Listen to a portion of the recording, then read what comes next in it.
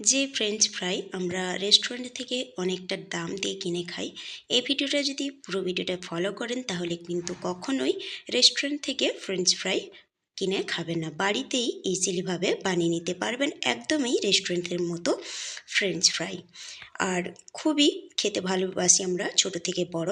বাচ্চারা বিশেষ করে এই ফ্রেঞ্চ ফ্রাই খেতে বেশি ভালোবাসে। দোকানের প্যাকেট খাওয়ার থেকে যদি আমরা এই রকম বাড়িতেই বানিয়ে নিতে পারি তাহলে কিন্তু সব দিক দিয়েই ভালো হয়। নমস্কার বন্ধুরা, কেমন আছেন সবাই? আমি ভালো আছি, আশা করি আপনারাও ভালো আছেন। আজকে আবারও একটা নতুন ভিডিও নিয়ে চলে এসেছি পাঁচফোড়নে। দেখো এখানে আমি 4টে আলু নিয়ে নিয়েছি। আলুগুলোকে খোসা ছাড়িয়ে ভালো করে কিন্তু আমি ধুয়ে নিচ্ছি। এখানে কিন্তু একটু লম্বা লম্বা আলু নিলে ভালো হয়, তাহলে ফ্রেঞ্চ ফ্রাইগুলো দেখতে ভালো লাগে। এবারে দু সাইড থেকে মাথাগুলো যে থাকে সেগুলো আমি কেটে একটু বাদ দিয়ে দিয়েছি। এটা আপনারা চাইলেও করতে পারেন, না চাইলেও কিন্তু করার দরকার নেই। আমি কিন্তু করছি একটু ডিজাইন করার মতন, এক্স্যাক্টলি রেস্টুরেন্টে যে ফ্রেঞ্চ ফ্রাইগুলো দেখতে হয় সেরকম করার জন্য কিন্তু আমি কাটটা দিয়েছি। আপনারা না চাইলেও না করতে পারেন। এবারে আমি এইভাবে কিন্তু কেটে নিচ্ছি। আমরা সবাই জানি, বা যারা নতুন বন্ধুরা রান্নাঘরে তারা যদি না জানেন তাহলে এইভাবেই কিন্তু আলুটাকে কেটে নিতে হবে। ফ্রেঞ্চ ফ্রাইটা বাচ্চারা কিন্তু খুবই ভালোবাসে এই ফ্রেঞ্চ ফ্রাই খেতে। রেস্টুরেন্টে আমরা অনেকটা দাম দিয়ে আমরা কিনি। এই ভিডিওটা যদি আমরা ফলো করি পুরো ভিডিওটা, তাহলে কিন্তু ফ্রেঞ্চ ফ্রাই আর দোকান থেকে রেস্টুরেন্ট থেকে কোনো কেনার প্রয়োজন হবে না। দেখো এইভাবেই কিন্তু আমি সমস্ত আলুগুলোকে কেটে নিচ্ছি। এখানে আমি 700 গ্রাম আলু নিয়েছি। আপনারা যতটুকুনি করতে চাইবেন ততটুকুনি করে নেবেন। দেখো এইভাবে কিন্তু সমস্ত আলুগুলো কেটে নিয়েছি। এবারে আলুর মধ্যে যে মার জলটা থাকে সেটা কিন্তু ভালো করে জল পাল্টে পাল্টে পরিষ্কার করে ধুয়ে নিতে হবে। এই মার জল কিন্তু থাকলে আলুগুলো যেরকম ফ্রেঞ্চ ফ্রাই হয় রেস্টুরেন্টের মতো সেরকম কিন্তু হবে না। তাই যতটা সম্ভব পারবেন ধুয়ে নেবেন। এই রকম পরিষ্কার জল না আসা পর্যন্ত কিন্তু আলুগুলোকে ধুয়ে নিতে হবে। ধুয়ে নিয়েছি। এবারে একটা ঝুড়িতে আমি আলুগুলোকে ছেঁকে নিচ্ছি। ছেঁকে নেওয়ার পর আগে থেকেই আমি একদিকে কড়াইয়ের মধ্যে জল ফুটিয়ে নিয়েছি। এবারে দিয়ে দিলাম লবণ। জলটা ভালো করে ফুটে এলে আলুগুলো কিন্তু জলের মধ্যে দিয়ে দিতে হবে। এবারে 3 থেকে 4 মিনিটের মতো হাই ফ্লেমে আলুগুলোকে একটু বয়েল করে নেব। খুব বেশি কিন্তু বয়েল করা যাবে না, তাহলে কিন্তু ফ্রেঞ্চ ফ্রাই ভাজার সময় কিন্তু ভেঙে যাবে। যতটা সম্ভব এখান থেকে কিন্তু এটা কিন্তু টাইম দেখে করলে ভালোই হয়। দেখো 3 থেকে 4 মিনিটের মতো কিন্তু আমি একটু ভাপিয়ে নিয়েছি। তারপরে কিন্তু একটু ঝাঁঝরি থালার মধ্যে আমি ছেঁকে নিচ্ছি। 3 থেকে 4 মিনিটের মতো কিন্তু বেশি করা যাবে না, এটা কিন্তু একটু ঘড়ি দেখে করলেই ভালো হয়।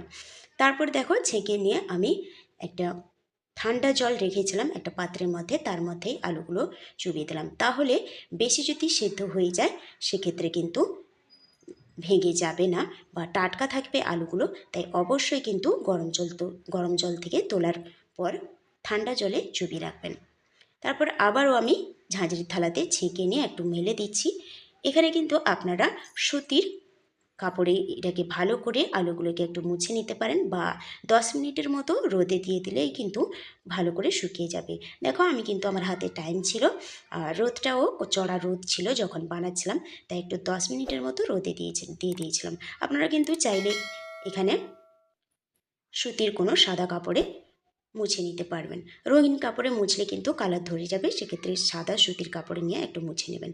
এবারে আলুটাকে আমি দুভাগে ভাগ করে নিয়েছি। এর মধ্যে কিন্তু অর্ধেকটা আলুর মধ্যে আমি 2 চামচ কর্নফ্লাওয়ার দিয়ে দিলাম। কর্নফ্লাওয়ার দিয়ে আলুগুলোকে একটু ঝাঁকিয়ে নিচ্ছি। আর দেখো এইরকম কিন্তু হালকা একটা কোট করে নিতে হবে।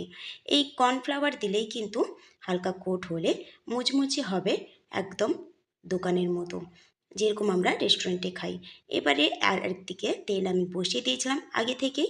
তেলটাকে একদম গরম করে নিয়ে আমি কিন্তু আলুগুলোকে দিয়েছি। আঁচটাকে কিন্তু এখানে কমালে হবে না, আলুগুলো তাহলে তেল টেনে নেবে আর মুচমুচে হবে না। যতই ভাজলে এটা কিন্তু মুচমুচে হবে না। তাই এই পর্যায়ে কিন্তু 6 থেকে 7 মিনিটের মতো হাই আঁচে কিন্তু এরকম বারবার ঝাঁকিয়ে ঝাঁকিয়ে আলুগুলোকে ভেজে নিতে হবে। দেখো, নাড়াচাড়া কিন্তু বন্ধ করে দিলে তাহলে কোনটা বেশি ভাজা হয়ে যাবে বা কোনটা কম ভাজা হয়ে যাবে, আবারও লাল হয়ে যেতে পারে বেশি, কারণ এটাকে আমরা দ্বিতীয়বারও ফ্রাই করব। তাই কিন্তু আমরা প্রথমবারে এরকম একটা হালকা কালার এলেই আলুগুলোকে আমি তুলে নিচ্ছি। দ্বিতীয়বার না ভাজলে কিন্তু একদমই মুচমুচে হবে না। প্রথমবার যতই কড়াই করে ভাজুন না কেন, দ্বিতীয়বার যদি না ভাজা হয় তাহলে কিন্তু এটা একদমই ফ্রেঞ্চ ফ্রাইয়ের মতো লাগে না। দেখো, আবারও যে অর্ধেক আলুটা ছিল সেটার মধ্যে 2 চামচের মতো কর্নফ্লাওয়ার দিয়ে হালকা একটু কোট করে নিচ্ছি। কোট করে নিয়ে এগুলো সেম প্রসেসে আমি ভেজে নেব। বন্ধুরা, এই পর্যায়ে এসে যদি লাইক দিতে ভুলে গিয়ে থাকেন তাহলে অনুরোধ করব একটা লাইক দিয়ে দেওয়ার। আর আজকের ভিডিওটা যদি ভালো লাগে তাহলে আপনারা আপনাদের আত্মীয় স্বজনদের সঙ্গে একটা হলেও শেয়ার করে নেবেন।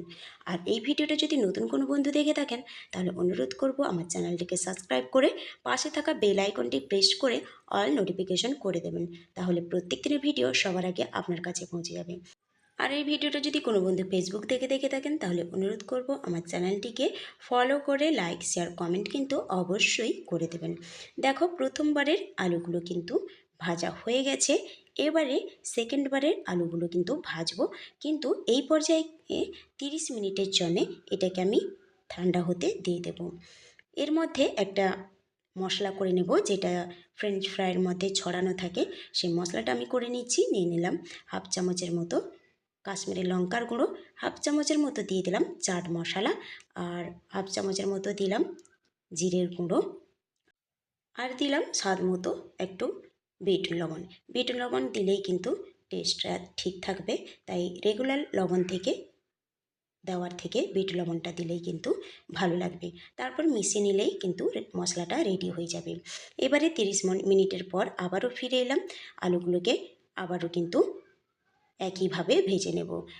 ফ্লেমটাকে হাইতে রেখে নেড়ে চেড়ে টাইম নিয়ে কিন্তু 5 থেকে 7 মিনিটের মতো এটা আবারও ফ্রাই করে নিতে হবে, তাহলেই কিন্তু মুচমুচে হবে। আর যতক্ষণ না ঠান্ডা হচ্ছে আলুগুলো ততক্ষণ কিন্তু ভাজা যাবে না। ঠান্ডা হওয়ার পরেই কিন্তু আমি দ্বিতীয়বার ভাজছি, নাহলে কিন্তু এটা ঠিকঠাক মুচমুচে আসবে না। দেখো, ভেজে নিয়ে আমি একটা কালার আসলেই এটাকে আমি তুলে নিয়েছি। বন্ধুরা, যদি কখনো এইভাবে ফ্রেঞ্চ ফ্রাই না বানিয়ে থাকেন তাহলে অনুরোধ করব একবার এইভাবে বানিয়ে দেখার। একদমই কিন্তু দোকানের মতো মুচমুচে যেমনই হয় তেমনই কিন্তু খেতেও কিন্তু একদম রেস্টুরেন্টের মতো হয়। দেখো, ভেজে নিচ্ছি আর আওয়াজটা কিন্তু আমি শুনিয়ে দিচ্ছি। দেখো কতটা শব্দটা কতটা মুচমুচে হয়েছে। এবারে এটাকে আমি একটা প্লেটের মধ্যে সার্ভ করে নিচ্ছি। দেখো, আলুগুলোকে দিয়ে দিয়েছি।